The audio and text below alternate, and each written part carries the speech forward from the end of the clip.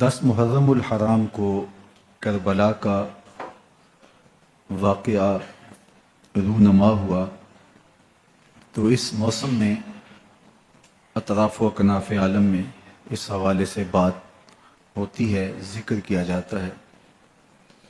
اہل محبت حضرت امام حسین رضی اللہ تعالی عنہ کے حضور خراج عقیدت اور خراج محبت پیش کرتے ہیں۔ یہ حق و باطل کا معرکہ تھا، جھوٹ اور سچ کا مقابلہ تھا، ظلم اور عدل کا ٹکراؤ تھا، خیر اور شر کی لڑائی تھی، دو نظریات کا تصادم تھا۔ ایک طرف امام حسین رضی اللہ تعالی عنہ اور ان کے 72 جانثار تھے، اور دوسری طرف یزید اپنی تمام تر قوت کے ساتھ موجود تھا۔ حضرت امام حسین رضی اللہ تعالی عنہ سے مسلسل آخری وقت تک بیعت کا اثرار رہا، اور آپ آخری سانس تک یزید کی بیعت سے انکار کرتے رہے۔ حضرت امام حسین رضی اللہ تعالیٰ عنہ لڑائی کے لیے نہیں آئے تھے، ورنہ خواتین اور بچے ساتھ لانے کا کوئی مقصد نہیں تھا۔ آلات حرب و ضرب بھی نہیں تھے۔ عرب جو اپنے ساتھ سفر پہ معمول کی تلواریں اور اسلحہ جات رکھتے ہیں وہی تھے، اور آپ کو پیشکش بھی کی گئی۔ ترماح بن عدی بن حاتم نے، یہ حاتم تائی کا پوتا تھا، کہا کہ آپ میرے ساتھ ہمارے علاقے میں چلے جائیں۔ جب مختلف بادشاہوں نے عرب پر قبضہ کیا تو ہمارے قبائلی علاقے اس وقت بھی ان سے محفوظ رہے۔ ہم آزاد قبائل ہیں، میں چند دنوں میں آپ کی پشت پر 30,000 کا لشکر کھڑا کر دوں گا جو جانثار ہوگا۔ لیکن حضرت امام حسین رضی اللہ تعالیٰ عنہ نے ترماح بن عدی کی اس پیشکش کو قبول نہیں کیا اور آگے بڑھے۔ دشت نینوا میں، جسے دشت کربلا بھی کہتے ہیں، حر بن یزید ریاحی 500 سواروں کو ساتھ لے کر کے حضرت امام حسین کو محصور کر دیتا ہے، اور پھر یزید کا لشکر وہاں جمع ہونا شروع ہو جاتا ہے۔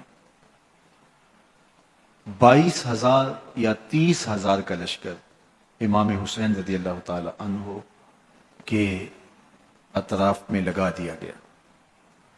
3 دن تک اس خانوادے کے لیے پانی بند کر دیا گیا۔ پانی کے بغیر تو انسان کی زندگی معطل ہو جاتی ہے، اور 3 دن کی مسلسل پیاس، اور پیاس میں بلکتے 6 ماہ کے بچے، خواتین اور بوڑھے۔ لیکن عزیمت کی راہوں کے یہ مسافر کسی صورت بھی یزید سے بیعت کرنے پہ آمادہ نہ ہوئے۔ یہ ایک ہیلا تھا کہ پانی بند کریں گے، بچے بلکیں گے، خواتین بے چین ہو جائیں گی تو یہ مجبور کر دیے جائیں گے۔ لیکن کہا تم جو کرنا ہے کرو۔ یہ بات طے شدہ ہے کہ ہم یزید سے بیعت نہیں کریں گے۔ پھر 3 ماہ پانی بند کرنے کے بعد حضرت امام حسین رضی اللہ تعالیٰ عنہ اور ان کے خاندان کو جس طرح ذبح کیا گیا، یہ ایک دردناک کہانی ہے۔ 72 افراد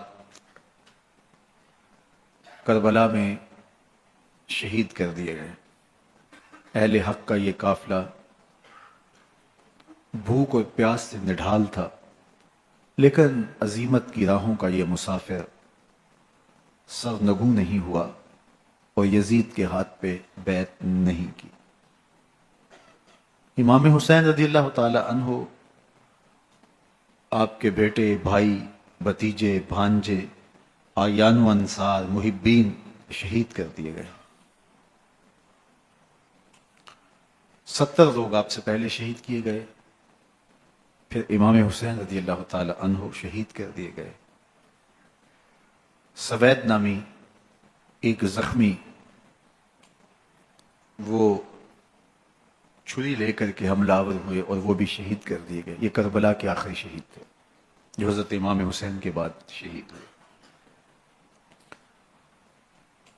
لیکن ان کی خون آشام تلواروں کی ابھی پیاس نہیں بجھی، اور ان کی آتشی غیظ و غضب ابھی ٹھنڈی نہیں ہوئی۔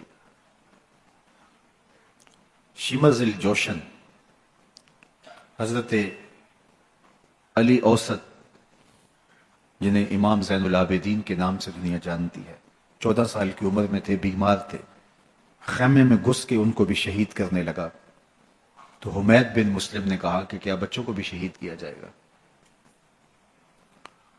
تو وہ رک گیا۔ عمر بن سعد کے حکم نامے سے مقدس لاشوں پر گھوڑے دوڑائے گئے، حتیٰ کہ ان کی ہڈیاں چور چور ہو گئیں اور شہیدوں کے سر نیزوں پہ چڑھا دیے گئے۔ حسین ابن علی اور ان کے آیان و انصار کاٹ دیے گئے۔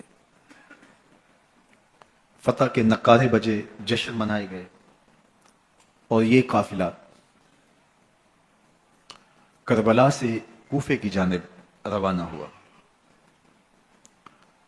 شہیدوں کے سر نیزوں پہ آگے آگے چل رہے ہیں اور اونٹوں کے اوپر حضور کی بیٹیاں، حضور کی شہزادیاں اور حضرت امام زین العابدین کو باندھا گیا ہے، اور یہ تقدس مآب قافلہ کوفے پہنچتا ہے۔ ابن زیاد بہت خوش تھا کہ جیسے اس نے کوئی بہت بڑا کام کر لیا ہو۔ نواسہ رسول کا سر ایک تشت میں رکھا اس کے سامنے تھا، اور وہ چھڑی سے آپ کے ہونٹوں اور آپ کے دانتوں پر ضرب لگاتا۔ حضرت زید بن ارقم رضی اللہ تعالی عنہ صحابی رسول اس مجلس میں موجود تھے، وہ کھڑے ہو گئے۔ غصے سے ان کا بدن کانپ رہا تھا، اور آپ نے کہا، ظالم، چھڑی کو یہاں سے ہٹا لے، میں نے خود ان آنکھوں سے رسول اللہ کو یہ ہونٹ چومتے ہوئے دیکھا ہے۔ ابن زیاد غصے میں بپھرا ہوا بولا، اگر تو بوڑھا نہ ہوتا تو میں تیری گردن اڑا دیتا۔ حضرت زید بن ارقم روتے ہوئے دربار سے باہر نکلے اور ساتھ اہل کوفہ کو مخاطب کر کے کہا کہ اہل کوفہ، تم نے حسین ابن علی کو شہید کر دیا اور ابن مرجانہ کے غلام بن گئے۔ حضرت زینب سلام اللہ علیہا ایک کونے میں بیٹھی تھی، پرانے کپڑوں میں ملبوس۔ ایک وہ وقت بھی تھا کہ سیدہ زینب سلام اللہ علیہا جب کوفے میں آئیں، سیدنا علی المرتضیٰ کے زمانے میں ان کے دور خلافت میں دارالخلافہ کوفہ متعین ہوا، تو یہ مدینے سے کوفے آئیں، تو اس وقت کوفے کی معزز خواتین نے ان کا استقبال کیا۔ خلیفۃ المسلمین کی شہزادی، رسول اللہ کی بیٹی سیدہ فاطمہ الزہرا کا عکس حضرت زینب سلام اللہ علیہا کوفے میں داخل ہوئیں، تکریم، عزت اور وقار کے ساتھ آپ کا استقبال کیا گیا، اور آپ خواتین کو درس قرآن دیتی، حضور کی شریعت سکھاتی، اور آج وہی کوفہ ہے، وہی دیوار و در ہے، اور وہی زینب ہے، اور آج زینب کے ساتھ حسین ابن علی کا کٹا ہوا سر ہے۔ پرانے کپڑوں میں ملبوس حضرت زینب سلام اللہ علیہ آج اسی کوفے میں داخل ہوئی ہیں۔ دارالامارت کے ایک کونے میں تشریف فرما ہے کہ ابن زیاد پوچھتا ہے، یہ خاتون کون ہے؟ حضرت زینب خاموش رہی۔ اس نے دوسری مرتبہ پوچھا، آپ پھر خاموش رہی۔ تیسری مرتبہ پوچھا، آپ پھر خاموش رہی۔ پھر ایک لونڈی نے بتایا، یہ زینب بنت علی ہیں۔ تو اس کے سامنے حضرت امام حسین کا کٹا ہوا سر پڑا تھا، اور وہ حضرت زینب سے مخاطب ہو کے کہنے لگا کہ اللہ نے تمہیں شکست دی اور یزید بن معاویہ کو فتح عطا کی۔ تو حضرت زینب سلام اللہ علیہا پھر دربار ابن زیاد میں ایک خوبصورت خطبہ عطا کیا. زینب بول رہی تھی، لگ رہا تھا مولا کائنات بول رہے ہیں.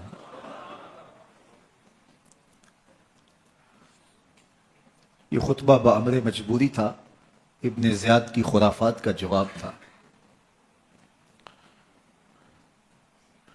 تو ابن زیاد سے اس کا جواب تو نہ بن پڑا، لیکن کہنے لگا کہ بڑی مکفہ اور مسجع گفتگو کی، تمہارا باپ علی بھی بہت اچھا شاعر تھا.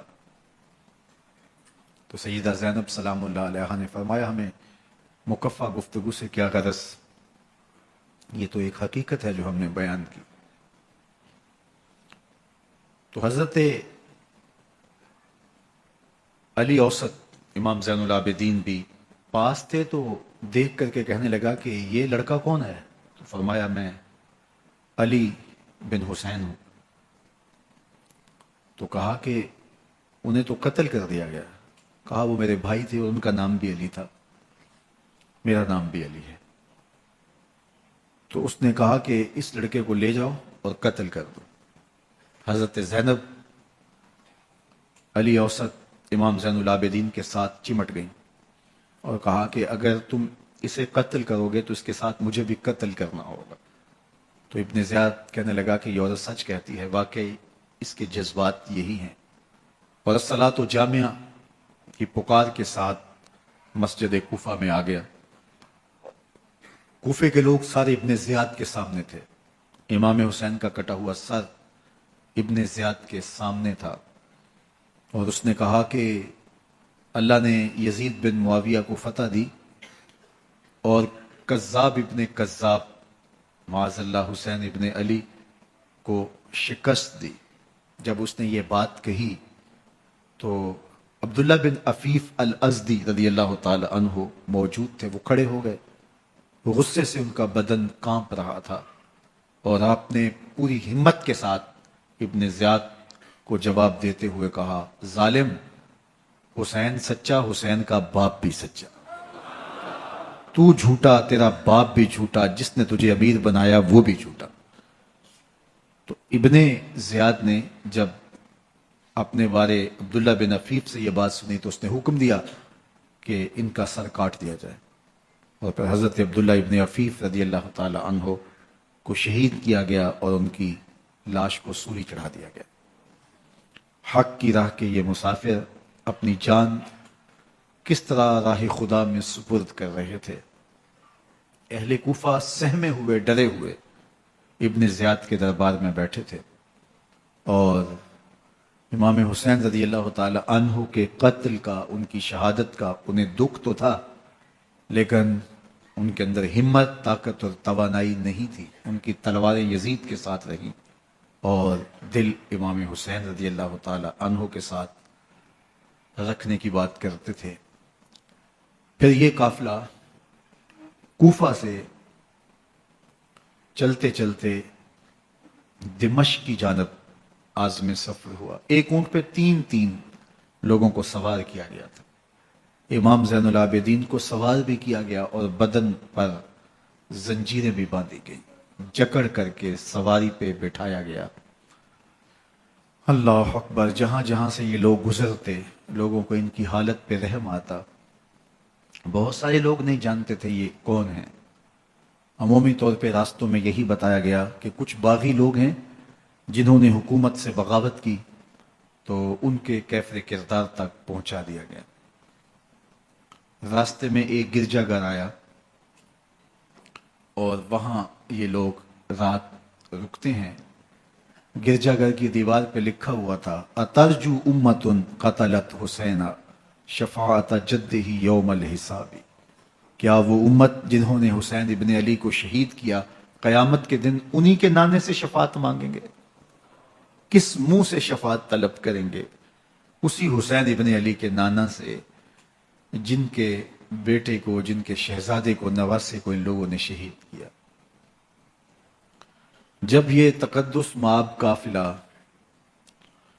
دمشق پہنچا تو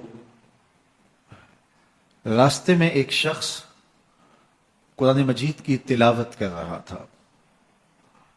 اپنے مکان کی چھت پہ بیٹھ کے تلاوت کر رہا تھا، اور یہ قافلہ اس طرح سے گزر رہا تھا کہ شہیدوں کے کٹے ہوئے سر نیزوں کی نوک پہ تھے، اور عصمت شیار خواتین اور امام زین العابدین اونٹوں پہ بندھے ہوئے تھے۔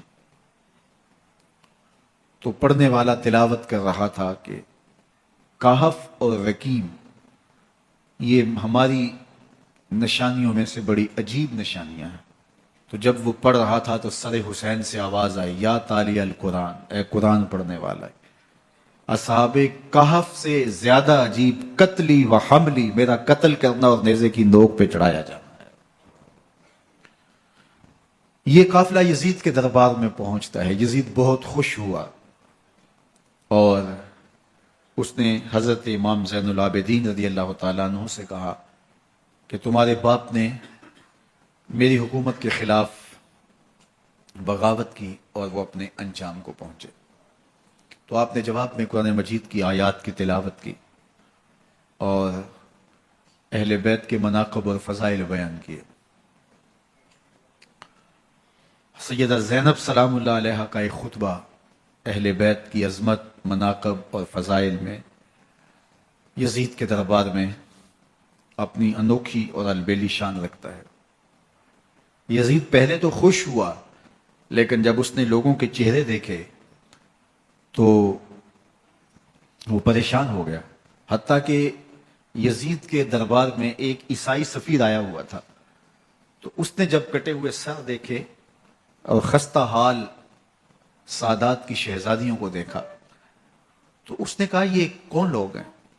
تو اسے بتایا گیا، تو اس نے بڑے تاسف کا اظہار کیا، کہا کتنے بد نصیب لوگ ہو، ہمارے پاس حضرت عیسیٰ علیہ السلام کے گدھے کا کھر موجود ہے اور ہم اسے بھی عزت کی جگہ پہ رکھے ہوئے ہیں، اور تم کتنے بدبخت ہو، اپنے رسول کے نواسے کو شہید کر دیا۔ بے مروت بے وفا تیرا بھی کیا افسانہ ہے، جس نے اپنی ہی شمع کو گل کیا تو وہ پروانہ ہے۔ تو یزید نے جب لوگوں کے تیور دیکھے اور بدلتے ہوئے حالات دیکھے تو اس نے تعصف کا اظہار کیا اور کہا اللہ برا کرے ابن زیاد کا، وہ امام حسین کو میرے تک پہنچنے دیتا تو میں ان سے اچھا معاملہ کر لیتا۔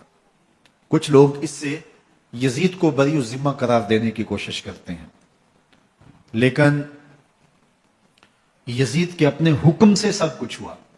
ابن اسیر نے لکھا ہے کہ جب یزید مرا تو ابن زیاد دمشق آ رہا تھا، اس کے ساتھ مسافر بن شریح بھی تھا، تو اچانک وہ کچھ سوچنے لگا، تو مسافر بن شریح نے کہا کہ ابن زیاد میں تمہیں بتاؤں تم کیا سوچ رہے ہو؟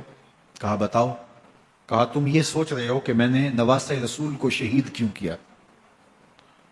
تو کہنے لگا کہ یہ مجھے یزید کا حکم تھا، اور اگر میں نواسہ رسول کو شہید نہ کرتا تو وہ مجھے قتل کر دیتا۔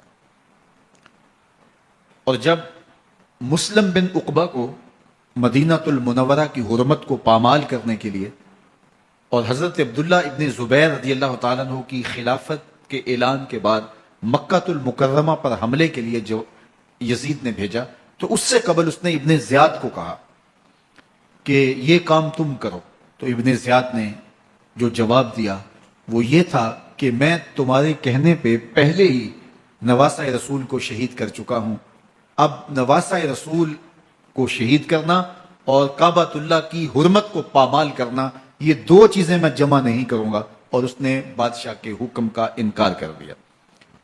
تو یزید نے امام حسین رضی اللہ تعالیٰ عنہ کی شہادت کا حکم دیا تھا ابن زیاد کو، اور یہ دو گواہیاں میں نے ابن زیاد سے آپ کے سامنے رکھی۔ باقی اس کا یہ سیاسی پینترا کہ وہ تعصب کا اظہار کرے تو قاتل کی پشیمانی مقتول کی اہمیت تو بڑھا سکتی ہے، لیکن قاتل کے دامن سے قتل کا داغ نہیں دھو سکتی۔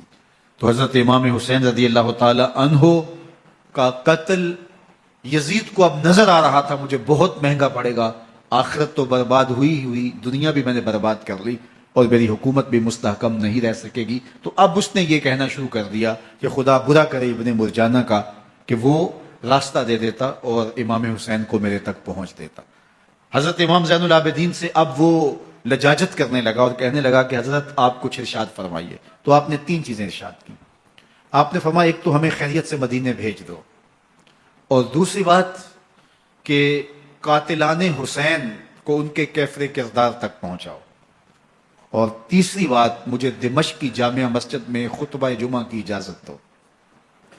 اس نے کہا کہ خطبہ جمعہ کی اجازت بھی دیتا ہوں، آپ کو خیریت سے مدینہ المنورہ بھی روانہ کر دیا جائے گا، لیکن قاتلان حسین کو کیفر کردار تک پہنچانا یہ میرے پاس میں نہیں ہے، یہ ممکن نہیں ہے۔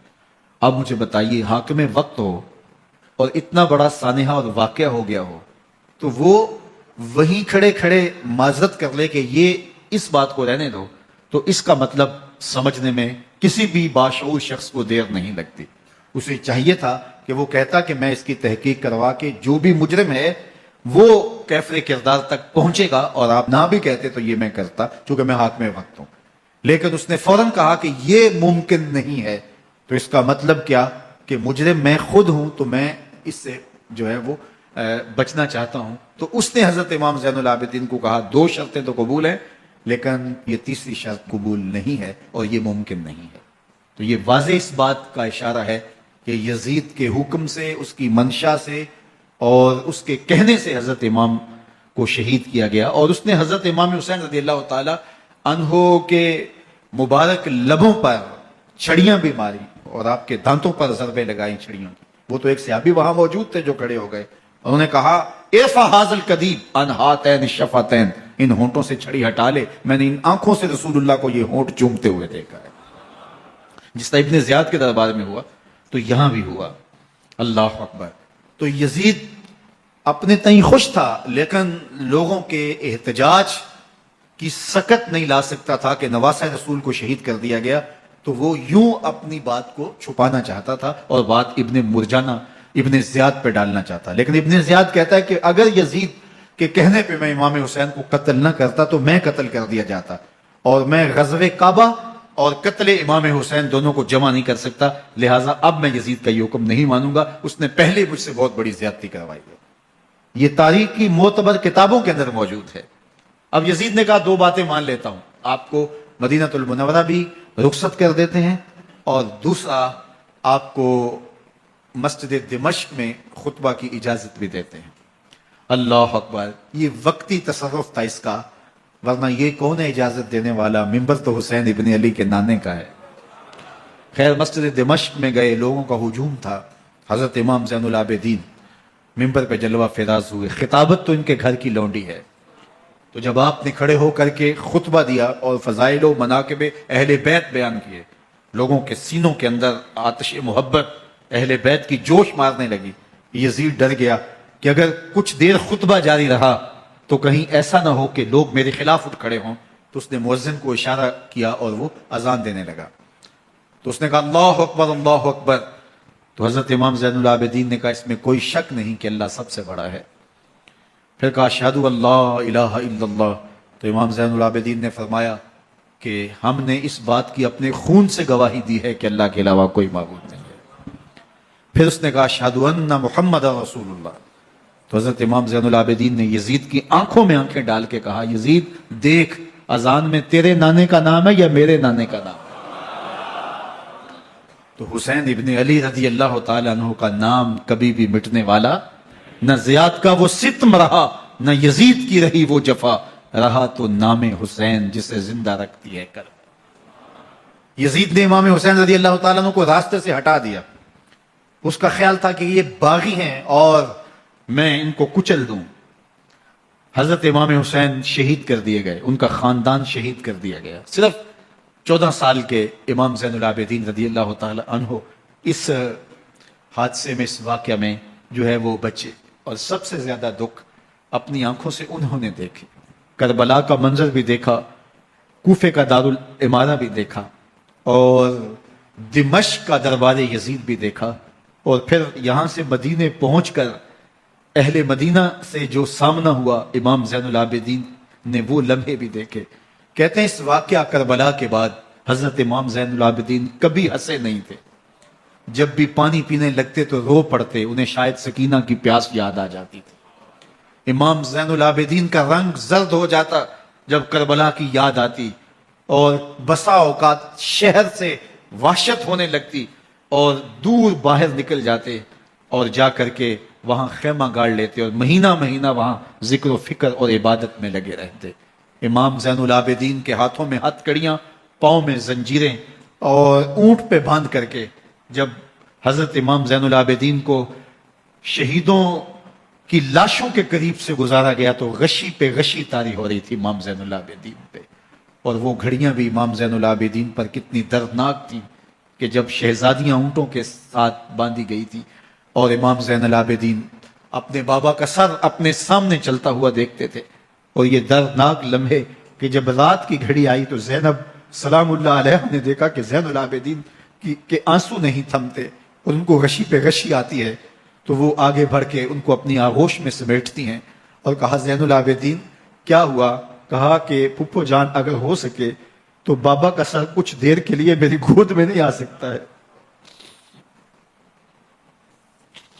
وہ وقت بھی امام زین العابدین پہ آتا ہے جب زخم اور درد اور دکھ حد سے تجاوز کرتے ہیں تو زین العابدین مدینہ کی طرف منہ کر لیتے ہیں اور حضور کی بارگاہ میں ہوا کے ہاتھوں پیغام بھیجتے ہیں، ان نلت یا ریح الصبا یوما الی ارض الحرم بلغ سلامی روزتا فیہا النبی المحترم یا رحمتا للعالمین ادرک لزین العابدین محبوس عید الظالمی فی الموکب والمزدحم۔ امام زین العابدین نے یہ سارا دردناک منظر اپنی آنکھوں سے دیکھا اور یہ سارے دکھ سہے۔ امام زہری کہتے ہیں کہ ولید کے زمانے میں دوبارہ امام زین العابدین کو پکڑ لیا گیا اور ان کے ہاتھوں میں دوبارہ ہتھ کڑیاں اور پاؤں میں بیڑیاں ڈال دی گئیں۔ میں ملنے گیا تو جو ہی امام کے ہاتھوں میں ہتھ کڑیاں دیکھی تو میرا دل ڈولنے لگا اور میری آواز گلے میں دب گئی اور آنسو تھے کہ تھمتے نہیں تھے۔ تو امام زین العابدین نے مجھے دیکھا تو مجھے تسلی دیتے ہوئے کہا زہری کیا ہوا تمہیں؟ تو میں نے کہا حضرت کربلا میں تھوڑے دکھ دیکھے تھے اور اب یہ حالت مجھ سے دیکھی نہیں جا رہی۔ تو امام زین العابدین نے ان زنجیروں کو اور ان ہتھ کڑیوں کو جن سے آپ جکڑے گئے تھے جھٹکا دیا، لوہے کی زنجیریں ٹوٹ گئیں۔ کہا زہری ہم اللہ کی تقدیر پہ راضی ہے ورنہ یہ زنجیریں کیا ہوتی ہیں۔ امام زین العابدین کو اللہ نے عزتوں سے نوازا تھا، ہر دور کے حاکم وقت ڈرتے تھے اور ان کی عزت سے حسد کرتے تھے۔ ولید بن عبد الملک بنو امیہ کا بڑا تگڑا حکمران گزرا ہے۔ ایک دن طواف کرتے کرتے حجر اسود کے سامنے آیا، اس کے دل میں آیا کہ میں حجر اسود کو بوسہ کروں، لیکن رش اتنا تھا کہ آگے بڑھنے کی ہمت نہ ہوئی اور پیچھے ہٹ کے کھڑا ہو گیا کہ رش کم ہوتا ہے تو میں حجر اسود کو چومتا ہوں۔ اتنے میں امام زین العابدین رضی اللہ تعالی عنہ وہ بھی طواف کرتے کرتے حجر اسود کے قریب آئے، ایک لمحے کے لیے توقف کیا، لوگوں نے راستہ چھوڑ دیا۔ امام زین العابدین آگے بڑھے، حجر اسود کو چوما، پھر آگے بڑھ گئے۔ ولید بن عبد الملک کو بڑا غصہ آیا کہ لوگوں نے میرے لیے تو راہیں نہیں چھوڑی اور زین العابدین کے لیے راہیں چھوڑ دی ہیں۔ تو وہ اپنے درباری شاعر کو، فرزدق کو جو اس کے ساتھ کھڑا تھا، اس کو پوچھتا ہے من ھذا، یہ کون ہے؟ حالانکہ اسے پتا تھا یہ امام زین العابدین۔ بعض اوقات سوال تفہیم کے لیے کیا جاتا ہے، سمجھنے کے لیے کیا جاتا ہے، اور بعض اوقات سوال تحقیر کے لیے کیا جاتا ہے۔ جس طرح کسی شخص کو آپ پسند نہ کرتے ہو اور وہ کوئی کام کرے تو آپ کہتے ہیں یہ کون ہے، یہ کون ہے؟ تو اس نے کہا من ھذا، یہ کون ہے؟ اب فرزدق شاعر تھا اور درباری شاعر تھا، اسے اچھی طرح پتا تھا کہ من ھذا سے بادشاہ کیا سننا چاہتا ہے، لیکن آج اس کی غیرت ایمانی جاگی۔ بادشاہ نے کہا من ھذا، یہ کون ہے؟ تو فرزدق نے بادشاہ کی آنکھوں میں آنکھیں ڈال کے کہا بادشاہ تو نہیں جانتا یہ کون ہے؟ اس کو تو بطحا کے سنگ ریزے بھی جانتے ہیں، اس کو تو زمین والے بھی جانتے ہیں، آسمان کے فرشتے بھی جانتے ہیں۔ یہ فاطمہ کا بیٹا ہے، یہ علی کا شہزادہ ہے، یہ رسول اللہ کا نواسہ ہے۔ تیرا من ھذا کہنا اس معرفہ کو نکرا نہیں کرے گا۔ یہ کل بھی معرفہ تھا، یہ آج بھی معرفہ ہے، کھڑے کھڑے امام زین العابدین کی شان میں ایک طویل قصیدہ لکھ دیا۔ بادشاہ تو اس سے کچھ اور سوچ رہا تھا، الٹ ہو گیا، اس نے ایک فرزدق کو جیل میں ڈال دیا۔ امام زین العابدین کو پتا چلا آپ نے اشرفیوں کی 2 تھیلیاں خادم کے ہاتھ بیچی کہ ہماری وجہ سے تمہارے اوپر یہ افتاد پڑی ہے، تو اس نے تھیلیاں قبول کی، چوما آنکھوں سے لگائیں اور پھر خادم کے ہاتھ میں دیتے ہوئے کہا امام کو میرا سلام دے دینا اور کہنا حضرت ساری زندگی نے ٹگوں کے لیے، ان پیسوں کے لیے، اشرفیوں کے لیے شاعریاں کی ہیں، یہ جو میں نے قصیدہ لکھا ہے آپ کے نانا کی شفاعت کے لیے لکھا، جو دلوں کو فتح کر لے وہی فاتح زمانہ۔ امام حسین کو تو کاٹ دیا گیا نا، اس لیے کاٹ دیا گیا کہ یہ ہماری حکومت سے بغاوت کر رہے ہیں، انہوں نے یہ کہا، بہانہ یہ بنایا، نظم حکومت میں یہ مخل ہو رہے ہیں، لہٰذا انہیں شہید کر دیا گیا۔ نہ صرف انہیں شہید کیا گیا، سر کاٹے گئے، نیزوں کی نوک پہ چڑھائے گئے، لاشوں پہ گھوڑے دوڑائے گئے۔ کیا کیا ظلم تھا، کیا کیا جبر تھا جو روا نہیں رکھا گیا، پیاسا رکھا گیا، بھوکا رکھا گیا، 6 ماہ کے بچے بھی نہیں چھوڑے گئے۔ امام حسین جب حضرت علی اصغر کو اپنے ہاتھوں پہ اٹھا کے فرات کے کنارے جا کھڑے ہوئے تو آپ نے اشقیاء سے مخاطب ہو کے کہا کہ تمہاری لڑائی تو مجھ سے ہے، اس 6 ماہ کے بچے نے تمہارا کچھ نہیں بگاڑا۔ چلو سے پانی بھرا تاکہ اصغر کا حلق تر ہو جائے، تو پانی ابھی حلق تک نہیں پہنچا، 2 شاخہ سنسناتا ہوا تیر آیا اور علی اصغر کا گلا چیر گیا۔ اور کہتے ہیں وہ جو تیر تھا جو حضرت علی اصغر کا گلا چیر کے آگے گزرتا ہے، وہ تیر تھا جو جانوروں کو مارنے کے لیے استعمال کیا جاتا ہے۔ گردن لٹک جاتی ہے، خون بہنے لگتا ہے، امام حسین اس خون کو آسمان کی طرف اچھال کے کہتے ہیں مالک حسین کی یہ قربانی بھی قبول فرما لے۔ نسل مٹا دی گئی، شہید کر دیے گئے، گھوڑے دوڑائے گئے، سادات کرام عصمت شعار پیغمبر زادیوں کو اونٹوں پہ بٹھایا گیا، رسیوں سے جکڑا گیا، چادریں چھیننے کی کوشش کی گئی، کیا کچھ نہیں ہوا۔ تاریخ دردناک ہے، اور یہ پیغمبر کے ماننے والوں نے، کلمہ پڑھنے والوں نے یہ سب کچھ کیا۔ بے مروت، بے وفا، تیرا بھی کیا افسانہ ہے، جس نے اپنی ہی شمع کو گل کیا تو وہ پروانہ ہے۔ لیکن یزید کی دلیل یہ تھی کہ یہ حکومت کا نظم چلتا ہے، اسے چلنے دیا جانا چاہیے، انہوں نے کیوں رکاوٹ ڈالی ہے، لہٰذا یہ باغی ہیں، ان کو کاٹ دیا جائے۔ میں کہتا ہوں امام حسین کو شہید کر دیا گیا، ان کے اعیان و انصار کو شہید کر دیا گیا، پورے خاندان کو پیاسا رکھ کے ذبح کر دیا گیا، 6 ماہ کے بچے بھی نہیں چھوڑے گئے، 80 سال کے بوڑھوں کو بھی شہید کیا گیا، خواتین کو اونٹوں پہ بٹھایا گیا اور گلی گلی عصمت معاب پیغمبر رحمت کی شہزادیوں کو کوفے اور دمشق کے بازاروں کے اندر بھرایا گیا۔ تو مجھے بتائیں اس کے بعد یزید کی حکومت نے کیا کیا، ان کا کیا کارنامہ تھا؟ کتنے محدث پیدا ہوئے، کتنے مفکر پیدا ہوئے، کتنے جرنیل پیدا ہوئے، کتنے صوفی پیدا ہوئے؟ کون تھا جو ان کے تخت و تاج اور ان کی حکومت جس کو بچانے کے لیے اتنا بڑا حادثہ کر دیا اور پیغمبر کے بیٹوں کو شہید کر دیا؟ تو کیا پھر اس حکومت نے کیا؟ یزید نے، یزید کا اپنا بیٹا تخت پہ بیٹھنے کے لیے تیار نہیں تھا۔ 6 ماہ کے بعد اس کی لاش گھر سے نکلی، اس نے کہا کہ یہ تخت جو ہے وہ آل رسول کے خون پہ بنا ہے، میں اس پہ نہیں بیٹھوں گا، اور رسوا ہو گئے۔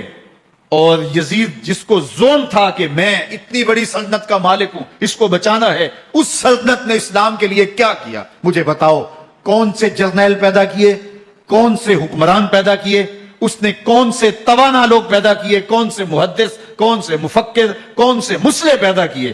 اور جس خاندان کو کاٹ دیا گیا، صرف ایک 14 سال کا علی اوسط زین العابدین بچا۔ اور حسین ابن علی کی نسل دیکھو، جعفر صادق کس نسل سے ہیں، باقر العلوم کس نسل سے ہیں، حضرت غوث اعظم کس کے شہزادے ہیں، حضرت داتا گنج بخش علی حجویری کس کے بیٹے ہیں، اور حضرت معین الدین چشتی اجمیری کس کے بیٹے ہیں؟